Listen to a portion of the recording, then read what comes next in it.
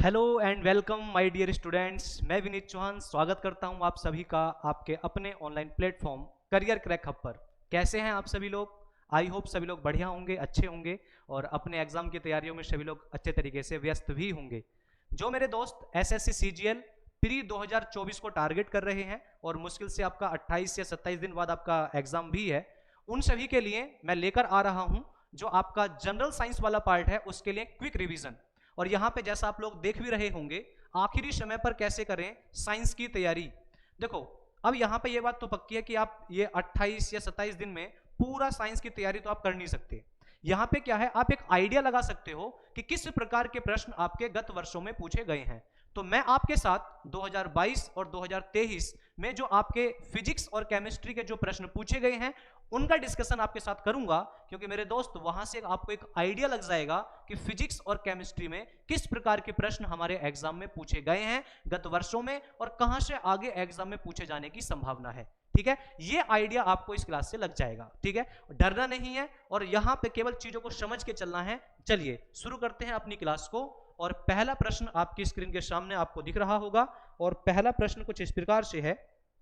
Question क्या है आपका कि what is the unit of work done, किए गए कार्य की इकाई क्या है। देखो, अब यहां से एक आपको आइडिया लग गया कि सर हमारे एग्जाम में ना यूनिट से प्रश्न पूछे जाते हैं। कहां से? यूनिट से। आपका जो इकाइयां होती हैं वहां से प्रश्न पूछे जाते हैं। तो यहां पे 4 ऑप्शन दिए गए हैं, पहले इनके बारे में डिस्कशन करेंगे और सही ऑप्शन क्या है उसके बारे में भी डिस्कशन करेंगे। क्यों?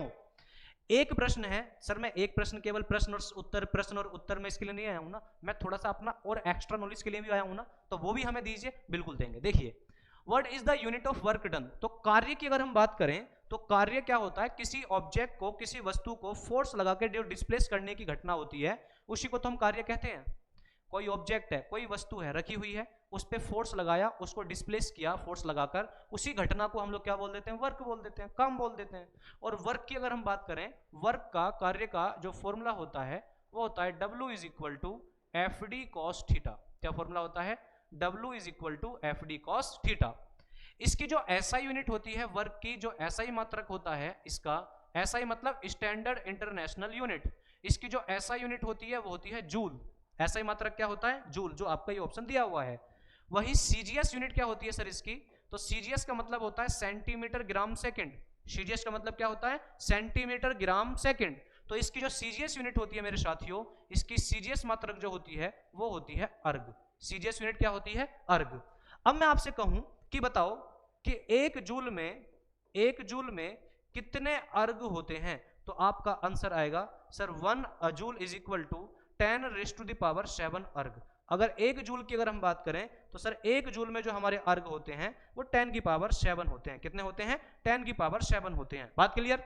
अर्ग जो है सीजीएस यूनिट होती है किसकी? वर्क की। और ऐसा यूनिट क्या होती है? जूल।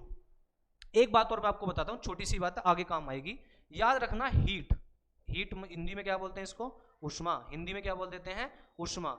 हीट हो गया, इसके साथ साथ आपकी एनर्जी, ऊर्जा। आपका हीट, एनर्जी और वर्क, इन तीनों की ही जो एसआई यूनिट होती है, एसआई मात्रक होता है, वो आपका क्या होता है? जूल होता है। क्या होता है? जूल होता है। याद रखना, एग्जाम में पूछा जाता है कि कौन सी फिजिकल क्वांटिटीज ऐसी हैं, कौन सी भौतिक राशियां ऐसी हैं जिनकी एसआई यूनिट सेम होती है, तो आपका आंसर हुआ हीट, एनर्जी और आपका वर्क। ठीक है। वहीं अगर मैं वाट की बात करूं तो वाट किसकी यूनिट होती है सर? तो what is the SI unit of power. Watt किसकी एसआई मात्रक होती है? पावर की।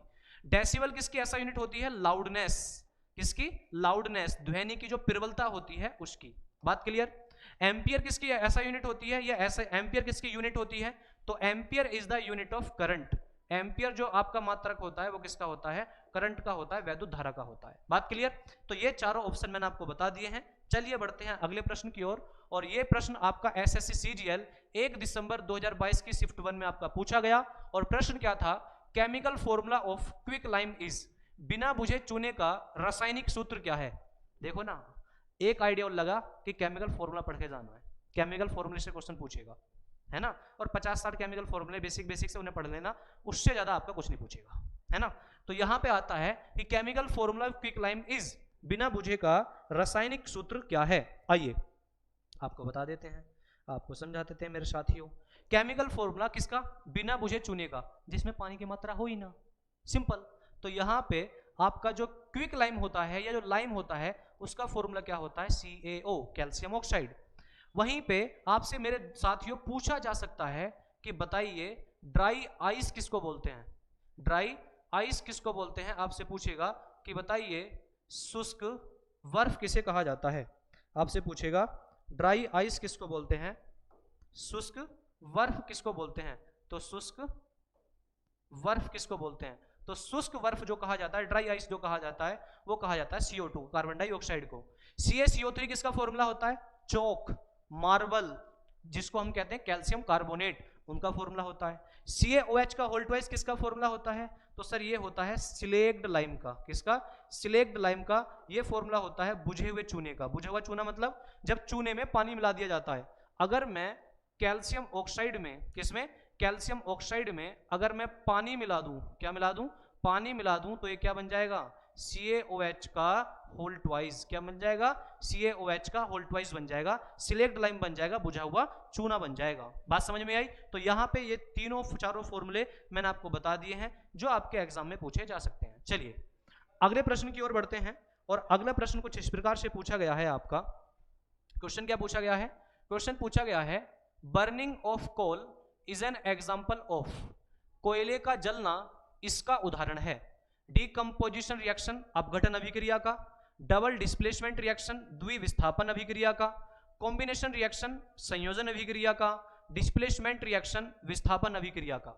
देखो कार्बन की अगर हम बात करते हैं तो कार्बन में मोस्टली जो आपका एलिमेंट पाया जाता है, मुख्य तत्व जो पाया जाता है वो कार्बन होता है। कोयले में जो कोयला होता है, कोल होता है, उसमें जो मेन एलिमेंट होता है, मुख्य तत्व होता है, वो कार्बन होता है। क्यों, क्योंकि कोल जो होता है, जो कोयला होता है, वो कार्बन का एक नॉन क्रिस्टलाइन एलोट्रोप होता है, एक अक्रिस्टलीय अपर रूप होता है। अब आप कहोगे सर हमने तो केवल जो क्रिस्टल जो एलोट्रोप्स पढ़े हैं, जो अपर रूप पढ़े हैं, वो डायमंड, ग्रेफाइट और C60 जिसको हम कहते हैं बकमिंस्टर फुलरिन, ये पढ़े हैं।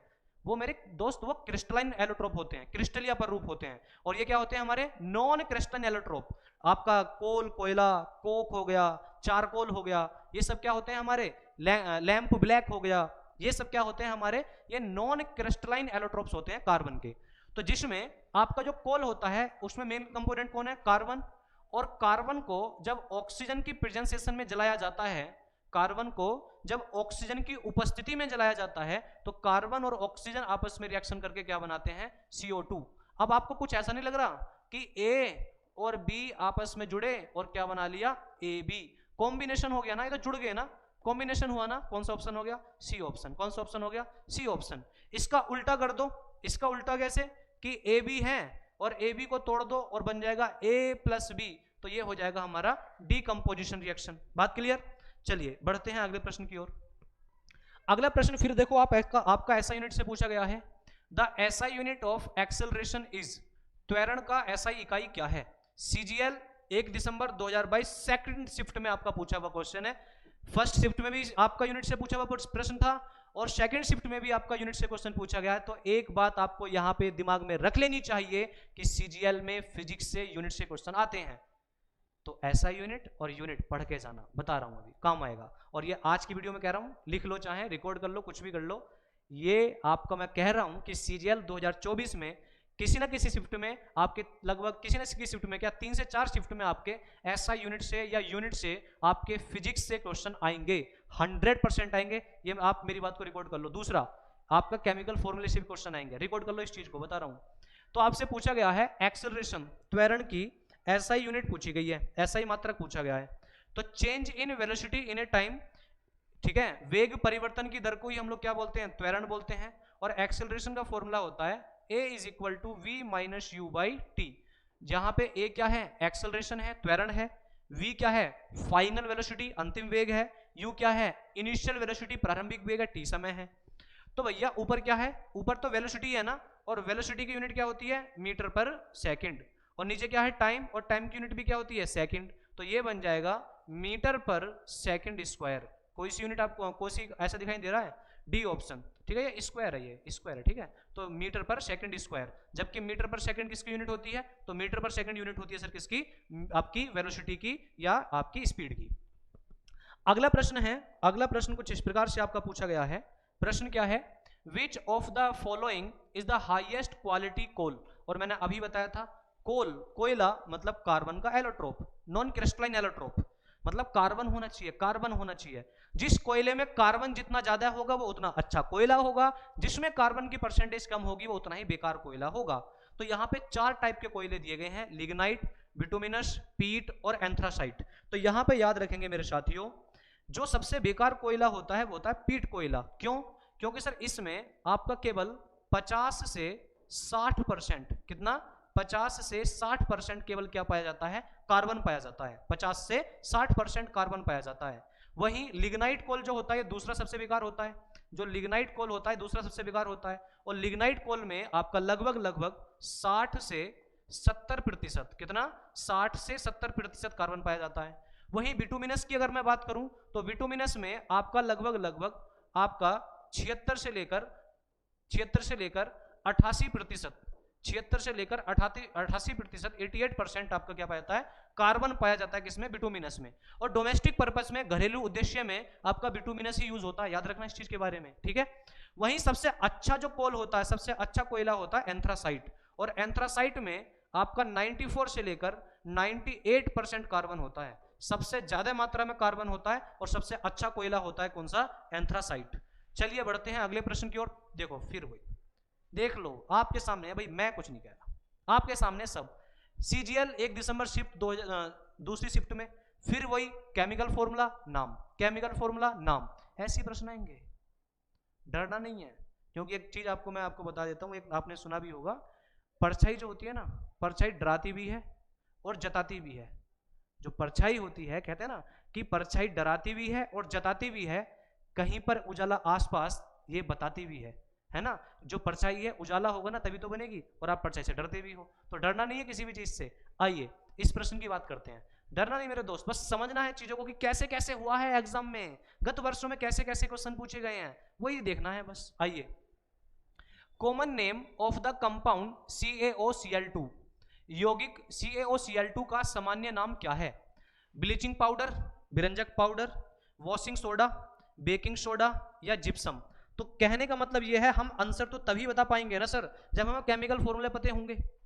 हम आंसर तो तभी बता पाएंगे जब हमें केमिकल फॉर्मूले पते होंगे। तो कोई बात नहीं, ब्लीचिंग पाउडर का फॉर्मूला तो यही होता है जो आपका क्वेश्चन पूछा गया है, CaOCl2। केमिकल नेम क्या होता है इसका? Calcium oxychloride. क्या होता है? कैल्शियम ऑक्सीक्लोराइड, ठीक है जी। वॉशिंग सोडा का फॉर्मूला क्या होता है? वॉशिंग सोडा का फॉर्मूला होता है Na2CO3.10H2O। जो सोडियम कार्बोनेट होता है उसे हम लोग क्या बोलते हैं? वॉशिंग सोडा बोलते हैं। सोडियम कार्बोनेट को क्या कहा जाता है? वॉशिंग सोडा कहा जाता है। बेकिंग सोडा किसे बोलते हैं? सोडियम बाई कार्बोनेट को।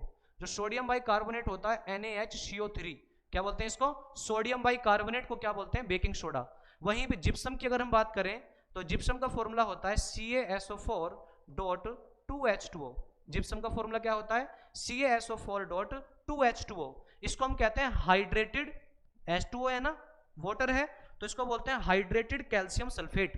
क्या बोलते हैं? Hydrated calcium sulphate. बात क्लियर? चलिए बढ़ते हैं अगले प्रश्न की ओर। और अगला प्रश्न आपका पूछा गया, the distance covered by the object is blanks to time. वस्तु द्वारा तय की गई दूरी समय के ब्लैंक्स है।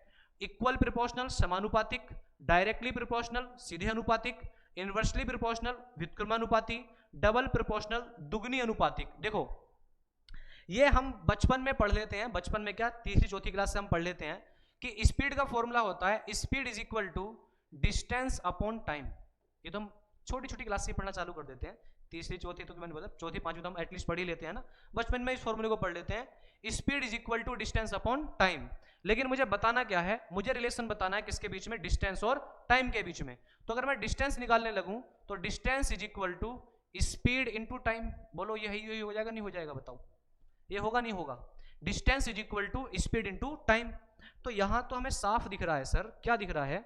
हमें यह दिख रहा है अगर टाइम बढ़ेगा तो डिस्टेंस बढ़ेगी। भाई सीधी सिंपल सी बात है, अगर आप मोशन में हो, आप गति में हो और आप लगातार लगातार चलते जा रहे हो तो भैया सिंपल सी बात है, टाइम के साथ चलते जाओगे तो डिस्टेंस खुद ही बढ़ जाएगी ना। तो कौन सा ऑप्शन होगा? आपका बी ऑप्शन, डायरेक्टली प्रोपोर्शनल। बोलो समझ में आया नहीं आया? हाँ या ना बोलो कमेंट में जल्दी से फटाफट से। वीडियो पसंद आ रही हो तो वीडियो को लाइक शेयर करना ना भूलें और चैनल को सब्सक्राइब करना ना भूलें। चैनल को सब्सक्राइब जरूर कर लेना मेरे दोस्त। चलिए अगला प्रश्न है आपका, identify the correct statement about inertia. जड़त्व के बारे में सही कथन को पहचाने। एसएससी सीजीएल दिसंबर 2022 शिफ्ट 3 का आपका प्रश्न है और आपसे पूछा गया इनर्शिया, जड़त्व क्या होता है। इनर्शिया, इनर्शिया का मतलब होता है जो अपनी पोजीशन में जो चेंज होता है ना, स्थिति में जो परिवर्तन होता है उसका अपोज करे। मैं यहाँ खड़ा हुआ हूँ, मुझे कोई आके हिलाए तो मैं अपनी पोजीशन में चेंज का अपोज कर रहा हूँ, तो वो क्या है, इनर्शिया। आपने न्यूटन का पहला नियम पढ़ा है, सबने पढ़ा है, सबको जानते हैं कि भाई किसी ऑब्जेक्ट की पोजीशन तब तक वही बनी रहती है जब तक उस पर कोई एक्सटर्नल फोर्स ना लगाया जाए। ऐसे ही तो है, और हम एक्सटर्नल फोर्स लगा रहे हैं तो वो जो ऑब्जेक्ट है, वो जो वस्तु है ना, अपनी पोजीशन का बेचारी अपोज करेगी, नहीं मेरी पोजीशन को चेंज मत करो, बोलेगी ना, करेगी ना। तो जो ऑब्जेक्ट अपनी पोजीशन में चेंज का अपोज करता हो उसी प्रॉपर्टी को हम लोग क्या बोलते हैं, इनर्शिया।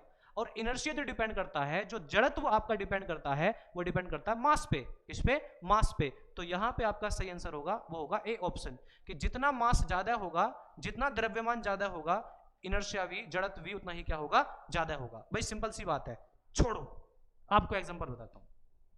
कोई भारी चीज है, उसकी पोजीशन को चेंज करोगे तो ज्यादा फोर्स लगाना पड़ेगा। क्यों? क्योंकि भैया वो अपनी पोजीशन का ज्यादा, अपनी पोजीशन के चेंज का ज्यादा अपोज कर रहा है।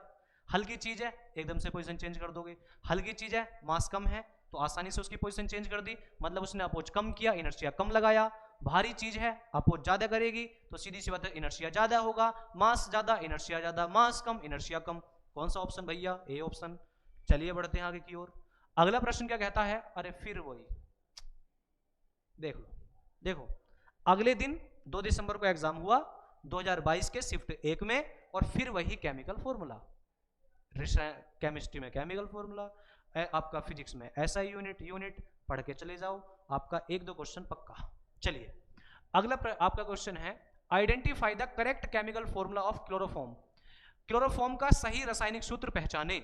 आपका पहला ऑप्शन है CHCl3 या CHCl, CHCl2, CH2Cl2। तो अगर आपने पढ़ा होगा तो आपको याद जरूर होगा, क्लोरोफॉर्म का फॉर्मूला होता है CHCl3। इसका जो IUPAC नेम होता है, यूपीएससी बोल रहा हूं मैं, इसका IUPAC नेम जो होता है वो होता है हमारा ट्राईक्लोरोमीथेन। इसका नेम होता है ट्राईक्लोरोमीथेन, याद रखेंगे नाम, ठीक है। और इसका यूज कहां पे होता है, तो ये तो आपको पता ही होगा कहां पे यूज करता है, होता है इसका है बेहोश करने में, एनेस्थेटिक के फॉर्म में। चलिए आगे की ओर बढ़ते हैं, और अगला प्रश्न आपका पूछा गया है, अरे ये तो बेसिक सा क्वेश्चन है, इसके लिए मैं आपको छोड़ रहा हूं, कमेंट बॉक्स में जाओ और इसका आंसर टेप दो फटाफट। आसान सा प्रश्न है, वायुमंडल में ऑक्सीजन की प्रतिशत। जल्दी जाओ फटाफट, कमेंट बॉक्स में इसका आंसर टेपो फटाफट, जल्दी जल्दी। ऑप्शन लिखना है, option A, B, C, percentage लिखो, आप कैसी इच्छा है, चाहे परसेंटेज लिखो, चाहे इसका ऑप्शन का आंसर लिख दो, ठीक है। हिंट मैंने थोड़ा दे दिया तो आप कर देना, जल्दी कमेंट बॉक्स में जाओ, टेप दो आंसर फटाफट। अगला प्रश्न है आपका, मैं फिर इसका आंसर मैं आपको बताऊंगा, मैं वहां पे पिन कर दूंगा आंसर, ठीक है। आप लोग पहले आंसर बताओगे, मैं फिर इसका जो सही आंसर है वो पिन कर दूंगा, पता है आपको भी, है ना, आसान सा प्रश्न है। फिर वही चीज, limestone, chalk, marble are different form of. Calcium phosphate की डिफरेंट फॉर्म होती है जी, नहीं। कैल्शियम फॉस्फेट का फॉर्मूला क्या होता है, CA3PO4 का होल ट्वाइस। और याद रखो, हमारे दांत, हमारी हड्डियां जो मजबूत है ना, या ये बनी हुई है, मेनली मुख्यतः जो बनी हुई हैं वो कैल्शियम फॉस्फेट की बनी हुई हैं, याद रखना इस चीज को, ठीक है। अगला है कैल्शियम हाइड्रोक्साइड। कैल्शियम हाइड्रोक्साइड जिसको हम फॉर्मूला क्या होता है, CaOH का whole twice. Calcium hydroxide formula क्या होता है, CaOH का होल ट्वाइस। और इसका ये किसका फॉर्मूला होता है, ये होता है सिलेक्ट लाइम का, पहले हम डिस्कस कर चुके हैं ऑलरेडी, सिलेक्ट लाइम बुझे हुए चूने का। कैल्शियम ऑक्साइड किसका फॉर्मूला होता है सर, ये पहले ऑलरेडी डिस्कस कर चुके हैं, calcium oxide, sorry, calcium oxide आपका क्विक लाइम, बिना बुझे चूने का फॉर्मूला होता है। कैल्शियम कार्बोनेट CaCO3, मार्बल, चौक, लाइमस्टोन, सब किसका फॉर्मूला, इस सबका फॉर्मूला क्या है, CaCO3 कैल्शियम कार्बोनेट। अगला प्रश्न है भैया, थोड़ा अच्छा प्रश्न है, अच्छे लेवल का क्वेश्चन है। क्वेश्चन क्या पूछा गया, according to Mendeleev's periodic table. Mendeleev की आवर्त सारणी की बात कर रहा है, मेंडलीव की।